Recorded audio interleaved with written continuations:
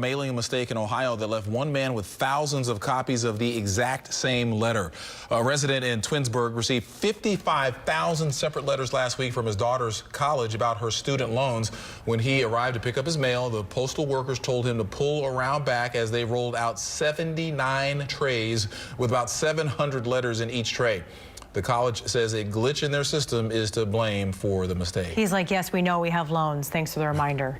All right, a Florida dad is blowing up on social media app TikTok after joining in on a new trend for a great cause. Chris Cuskew's son is in the NICU after he was born 2 months premature. So to help pass the time, Chris began dancing the days away, recording a video of him dancing every day until his son is finally released. Baby Dylan is doing well and is expected to get out in about 3 weeks from now. Okay, he looks like a fun dad. Yeah, he does. Dad, yes. Yep. A story that he'll be able to share with his son once he comes home and gets a little bit older. All right, that's it for Channel 2 News at 4. Yeah, the news at 5 begins in 60 seconds. Don't go away. 3698.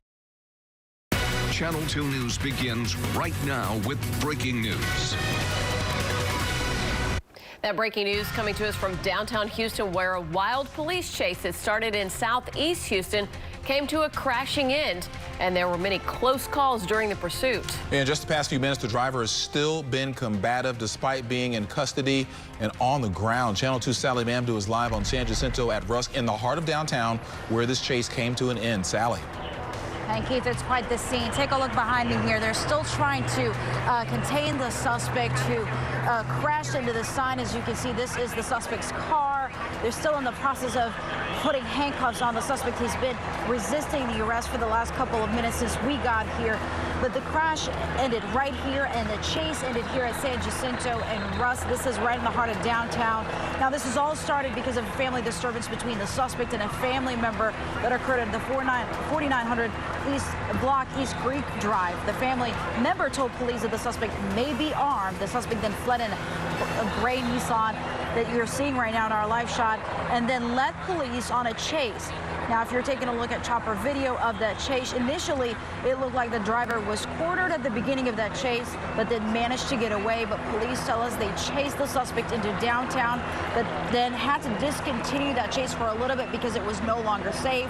They then spotted the suspect at a different area near downtown and managed to stop the suspect and arrest him, or try to arrest him here at San Jacinto and Rusk. But again, this is the scene. Portions of San Jacinto are blocked off right now, and in the meantime, they're trying to contain the suspect who's been fighting and resisting the arrest at the moment. As you can see, this is the car that the suspect was driving in, and it crashed into a sign here, and several police officers are still on scene. This scene will probably be open here for the next couple of hours because the investigation will continue here. There's a lot of things going on right now. For now, we're live in downtown. Sally Mamdou, KPRC. Channel 2 News. All right, wild scene after wild chase, Sally. Thank you. All right, and now to a high school student who was found on campus with a pistol and ammunition. The discovery was made Monday at HISD's Worthing High School on Houston's south side, and now the 17-year-old boy is in custody. Channel 2 senior reporter Phil Archer is live outside the school tonight with the story. Phil. Yeah, another kid with a gun in a public school, this time an 11th grader with a pistol here at Worthing. He told police he brought the gun to school to return to a friend. According to police, 17-year-old Daylylyn Lee came to school Monday morning reeking of marijuana. The smell so strong that an administrator noticed it when Lee passed him in the hall. A school police officer was notified, and the two men escorted Lee to the principal's office to search him. That's when they found the gun. While the administrator began their search, the defendant made an oral confession. He was carrying a handgun in the backpack that did not belong to him. They went through his backpack and discovered a .40 caliber automatic pistol. There were 3 rounds in the magazine, but none in the chamber. Leak told the officer that the gun belonged to a friend and that he brought it to school to return it to him. HISD released a statement this afternoon that says in part, quote, "Please know that we take these situations very seriously, as the safety of our students and staff is always our absolute top priority." My daughters go here, you know, right. And hey, it seems like it's citywide, really, the way this going on. You know, it needs to stop, really. Last month at Bel Air High School, a similar scenario ended in tragedy when a student brought a gun to class and accidentally shot and killed another student while showing it to him. Today, prosecutors asked that a $25,000 cash bond be posted to release Leak while he awaits trial. The magistrate set bond at $5,000. This afternoon, Leak remains in custody. We talked with his mother this afternoon. She didn't want to appear on camera. She says her son did not bring the pistol to school with the intent of hurting anyone. And she added, quote, "He knows better than that. He was raised better than that." Reporting live in Southeast Houston, I'm Phil Archer, KPRC Channel 2 News. Phil, thank you. It is a case that has not just angered investigators who covered it, but everyone. A 2-year-old boy beaten and abused. He died alone at the hospital, and tonight there was no one to bury him or even claim his body. Channel 2's Marianne Martinez is live with the search for his family. Marianne. Well, you know, we have been in touch with the Honduran consulate throughout the day. They tell us that this boy had been living here for several months without his parents. They just came out here moments before we came on air and tell us that they have made contact with his mother. They do know where she is, and they will be allowing her to claim his body. When 2-year-old Kevin was taken off life support Sunday, only investigators from the Harris County Sheriff's Office were by his side, praying with him and caring for him. Just for them to know that this poor little child who had been abused in such a horrific manner was there by himself was heartbreaking to them. So they had a difficult time leaving the hospital. Investigators say Kevin was hospitalized Thursday with brain injuries, broken bones, and bite marks. The sheriff's office says Kevin's uncle, Malvin Morales Gomez, abused him. Kevin arrived in the United States about 7 months ago. He made the journey from Honduras with his uncle. Kevin's mother was separated from him in Mexico. There are still a lot of questions, specifically what's going to happen to a Kevin. We believe at this point that his mother is in Honduras. We are working closely with the Honduran consulate to try to make contact with her so we can figure out if that's going to be the appropriate method. The Honduran consulate tells Channel 2 Kevin's mother is believed to be in Honduras. Even though they have a telephone number for her, they have been unable to reach her. The consulate asked us to share this number where she can call or send a WhatsApp text to claim her little boy. Now, again, those concerns stemming from the last couple of days when they were trying relentlessly to reach her. Again, they have made contact with her. She is in Honduras. They've spoken to her now and confirmed that she is the mother. There will be some paperwork to follow. So what happens next is once the medical examiner's office releases that body will be repatriated back to Honduras.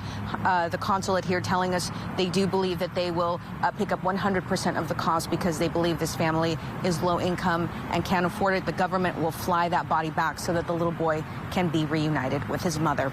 Reporting live from West Houston, Marianne Martinez, KPRC, Channel 2 News. Such a heartbreaking story, Marianne. Thank you. Well, now to breaking news from Iowa, where some results from the Democratic caucuses are finally being released following a day-long delay sparked by technical problems. 62% of precincts are reporting, and here are the results that we have so far. South Bend, Indiana Mayor Pete Buttigieg leads the pack with nearly 27% of the vote. Senator Bernie Sanders is a close second with 25%, and then Senator Elizabeth Warren is third with 18%. Again, not all of the results have been released. Channel 2 anchor Sion Rhodes is live from Des Moines tonight, where the chairman of the Iowa Democratic Party spoke out just a short time ago. Sion.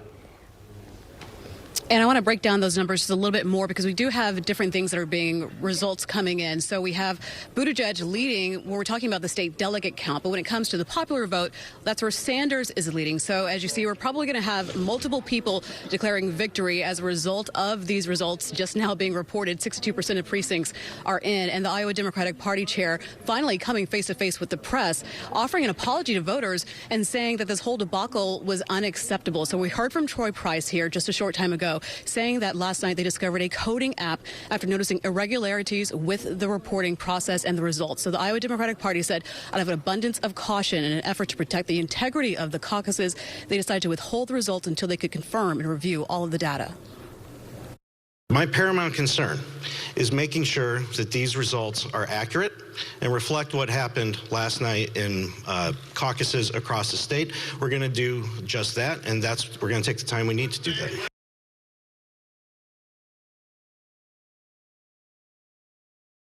more time we could expect to take for the remainder of those results to come in. But again, something everyone is still waiting to hear so they can get a full, clear picture of what went down last night. They are promising to do a complete, thorough, and independent investigation of the problems. Reporting live in Des Moines, Iowa, Sion Rhodes, KPRC, Channel 2 News. Sion, thank you. Meanwhile, President Donald Trump is getting ready to give his State of the Union address tonight. KPRC Channel 2 News will have live coverage of the address. It starts at 8 o'clock, and we will also stream it at click2houston.com.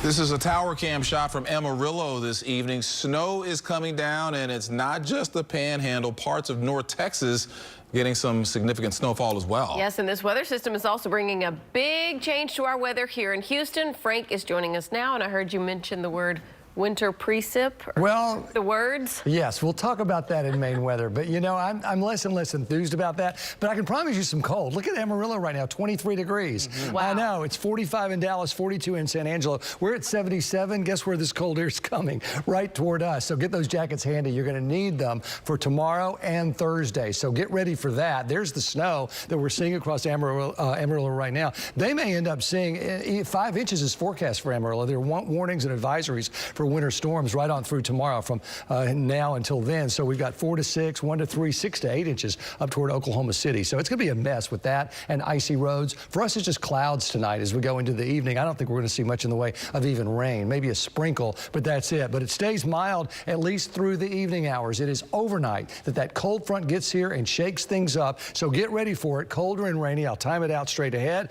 That winter burst that Lauren spoke about on Thursday, I'll show you the model run coming up. Frank, thank you. Back to our breaking news now from downtown Houston, where that wild police chase came to a crashing end. And right now, police are still on the scene, and the driver is being medically assessed. Channel 2 Sally Mamdou is live on San Jacinto at Rusk, where this chase came to an end. Sally, what can you tell us? Well, Keith, the chase ended right here in this area where the suspect crashed into the sign. And right now, the suspect is behind that gray Nissan that he was driving, getting medically evaluated. He was initially refusing, obviously, to go into custody, and he was fighting the officers when we got here. But this is where it all ended. This is at the intersection of San Jacinto and Rusk, right in the heart of downtown Houston. A lot of people are just out right now, walking around. They stopped, they're looking at this because there are several police cars are here. But also, if you take a look, we had some chopper video, and you could see at the chopper video initially it looked like the driver was cornered at the beginning but managed to get away. Police tell us the chase came to downtown. They decided to discontinue the chase for a little bit because they said it was no longer safe. Then they spotted the suspect again at a different area near downtown and managed to stop the suspect and arrest him near San Jacinto and Rusk. Now again, this all started because of a family disturbance between the suspect and a family member that occurred at the 4900 block of East Creek Drive. The family member told police that the suspect may be armed. The suspect then fled in that gray Nissan you're looking at and led police on a chase that probably lasted for about an hour. But that chase just ended right here at this intersection, where you can see the suspect was pulled out of the car and then put to the ground and resisted arrest for a few minutes and is now being medically evaluated. The suspect is behind this gray Nissan that the suspect was driving in. But it looks like a portion of San Jacinto will be blocked off for a little bit till this investigation is concluded. For now, we're live in downtown Houston. Sally Mamdou, KPRC, Channel 2 News. Sally, thank you. Coming up, the Friday night superstars of this year's rodeo are now revealed. And the Astros organization introduces its new general manager. We hear from James Click coming up next. 3 repairs.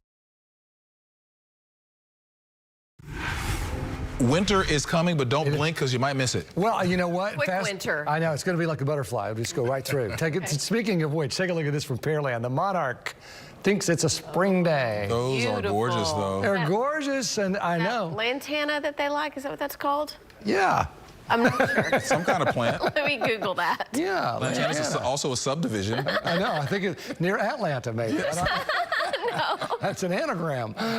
Okay, thank you, though, for that. Certainly does speak to the day, doesn't it? 80 degrees for a high. Record is 81. Hobby 79. Record 81. And Galveston a degree away from your record there. Right now, our Triangle Energy camera. Cloudy skies. Pretty shot of the Williams Tower, though. Really no rain around. Just the clouds and warm weather. South-southeast winds. 70s pretty much everywhere you look. College Station's at 65, but 69 Galveston. Everywhere else, anywhere between 70 and 77 degrees. And it's going to stay mild as we move move through the evening because that south wind is in place. For now, things are going to change. There's the cloud cover. You may see a spritz on the windshield. That's going to be about it. The big story's back out here across the panhandle with that snow that we showed you in Amarillo. The front is going to continue to sag on down. This cold air behind it, and you got the cold air in place, and then this flow coming in from the Pacific. That's why we're seeing that snow over in West Texas and why we're going to continue to see it. So this continues to slowly move through. It really gets stuck for a little bit. So there are the showers for tomorrow morning. That's 7:30. So it's a bit of a messy commute tomorrow morning. 4 to 8 inches of snow. Not nearly as messy as West Texas, where it's going to be really downright difficult there, especially for airplanes and obviously for cars and trucks. So it's going to be a go of it. Behind this, we'll get this out of here by Wednesday afternoon, but behind it, the cold air is in place. So you put a little moisture on that, and you maybe get a pop of wintry weather, but it doesn't look like it's going to be in our area. If anything, maybe on the west side. Here's the closer look. I'm not looking for a lot of rain, obviously, tonight. We may see a bit of a shower towards 7 o'clock tomorrow morning, and then we get showers for tomorrow through about noon, go to cloud cover, but it's cold cloud cover. And there you see Austin, see a little bit of that pink and blue, maybe a little pop-up of some wintry weather there. This is the RPM.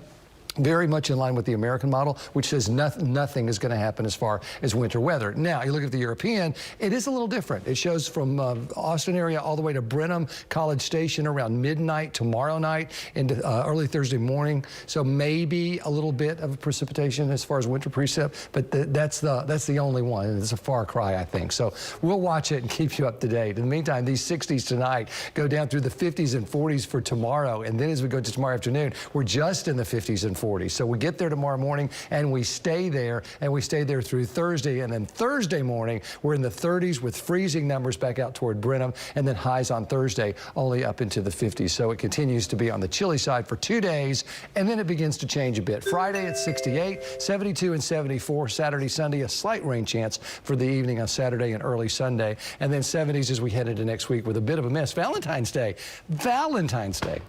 is on the board. I know, you're going, I've got some shopping to do. Yes, my goodness. At least grab a card or make a reservation. I'm going to make some crafts or something. Thanks for the reminder. Yes, absolutely. Well, after weeks of anticipation, the final 3 performers for this year's Houston Livestock Show and Rodeo have now been announced. Yeah, and our Christine Noel here with the big reveal. Christine. Yeah, guys, 'tis the season for all things Houston Rodeo. And after weeks of wondering who will take the stage each Friday night, well, now we finally know, you guys.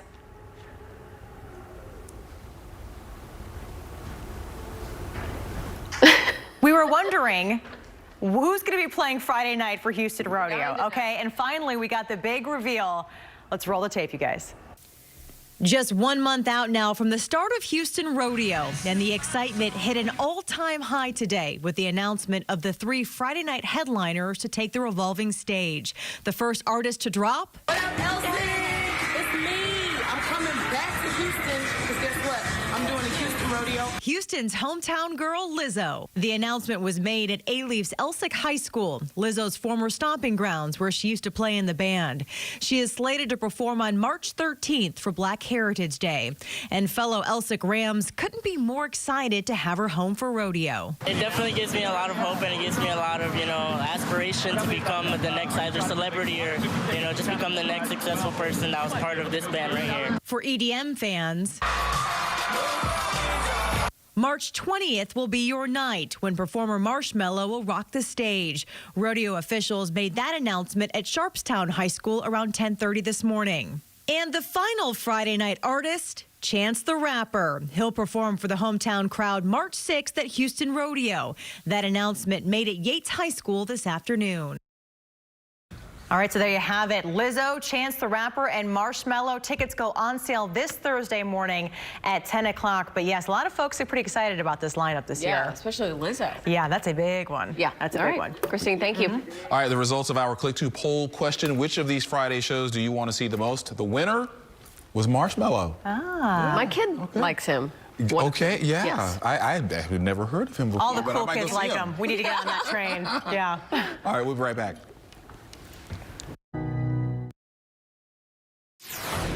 And now to the Astros and the new general manager being introduced today. Sports director Randy McElvoy joins us as we hear from James Click. Yeah, first time he's ever been a general manager, but he brings a lot of experience with him here to Houston after years in Tampa. In fact, 14 years with the Rays organization, really working from the ground floor up. James Click has earned the opportunity to call the shots with the Astros, handpicked, of course, by Astros owner Jim Crane. The team announced the hire yesterday, and this morning, Click was introduced at Minute Maid Park alongside Crane and new Astros manager Dusty Baker also on hand. Click spent the last 3 years as the Rays VP of baseball operations, and for Click now, priority number one is establishing a positive culture under his watch. Culture is something that I take very seriously, and I think we'd like to do everything we can to continue to make sure that this is an employee-first culture, kind of place where people want to work and are involved and engaged. And I have every faith that we are going to be able to create that and continue the positive culture that we have here at the Astros. With his experience level and you know, his interaction with the guys and our entire staff, I think he's definitely the right person, and I have no reservations whatsoever putting him in this job. I know he can do it. Yeah, Click added he's excited to be able to work alongside Dusty Baker, a man he called a legend in baseball. Of course, busy stretch ahead. Spring training opens a week from Thursday when pitchers and catchers hit the field there in West Palm Beach. The reporting date is next Wednesday. We'll be there with him out in Florida, so it should be interesting from day number one when camp opens. Yeah. We have a feeling a lot of national media will be showing up as well. Oh, you know it. Yeah. All right, Randy, thank you. You got it. We'll be right back. Hello, I'm Dominique Soxa in the newsroom. Here's what's coming up on Channel 2 News at 6 o'clock today. A man in his 70s shot and robbed right in front of his home in Southeast Houston. Tonight, the community's push to find the heartless thieves who targeted that grandfather. And our Find the Fugitive initiative, a man on the run after violently attacking a rideshare driver. We have these stories and more coming up at the top of the hour on Channel 2 News at 6. Back to you.